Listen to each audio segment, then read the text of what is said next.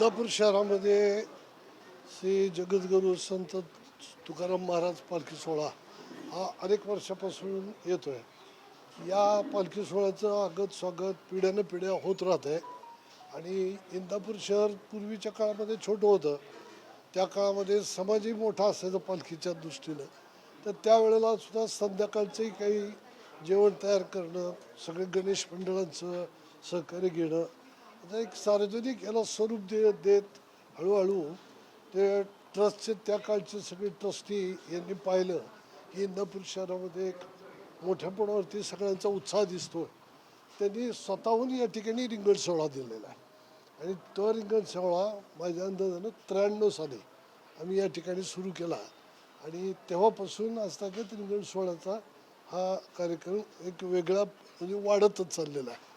या शहराचं जर वैशिष्ट्य म्हटलं तर धार्मिक, आध्यात्मिक अशा आणि सांस्कृतिक अशा सगळ्या कार्यक्रमाला नेहमी प्रोत्साहन देणारं हे शहर आहे।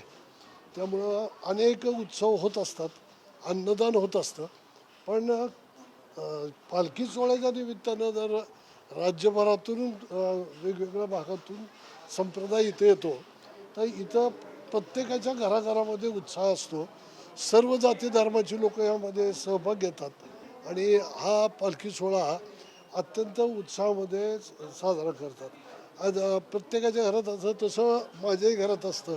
आत्ता मोरे महाराजांनी या ठिकाणी आठवण केली की जवळपास ही तिसरी पिढी आहे यांची की सातत्यानं आमच्याकडं या ठिकाणी जेवणासाठी येत असतात। नाही, पालखीच्या नियोजनाला सुद्धा ज्यावेळेस आम्ही यायचं तर त्यावेळेस ते नियोजन पाहतो। पाऊस बऱ्यापैकी सुरुवातीला पडलेला आहे, मात्र मध्यंतरीच्या काळामध्ये पाऊस थांबलेला आहे। पांडुरंगावर काय साकडं करावं? परमेश्वर विठ्ठलापाशी हे साकडंच आहे की पाऊस पडावा पण योग्य पद्धतीनं पडावा, नाही तर अतिवृष्टीने सुद्धा नुकसान होते, ते सुद्धा उपयोगाचं नाही। हे संतुलित अशा पद्धतीचा पाऊस पर्जन्यमान राहावं अशी परमेश्वरचरणी पांडुरंगचरणी प्रार्थना आहेच आहे। कारण हा सगळा परिसर हा शेती आणि शेतीवरती अवलंबून असलेलीच लोक आहेत, त्यामुळं नुकसान शेतकऱ्यांचं होऊ नये अशा पद्धतीनं पाऊस पडावा। राजकीय विषय खरं तर कृषी मंत्री दत्तात्रय भरणे म्हटलेले आहेत की देवेंद्र फडणवीस यांनी देशाचं नेतृत्व करावं, तुम्हाला काय वाटतं या संदर्भात?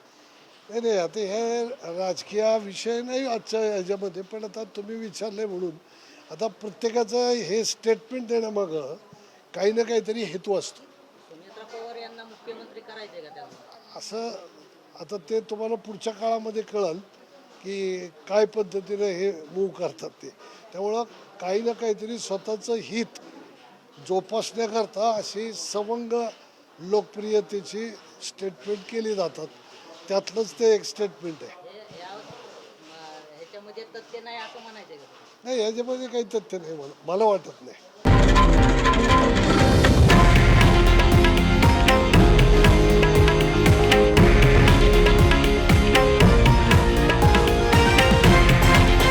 हे आहे देशातील नंबर 1 न्यूज नेटवर्क आणि आपण पाहत आहात TV9 मराठी, एकमेव।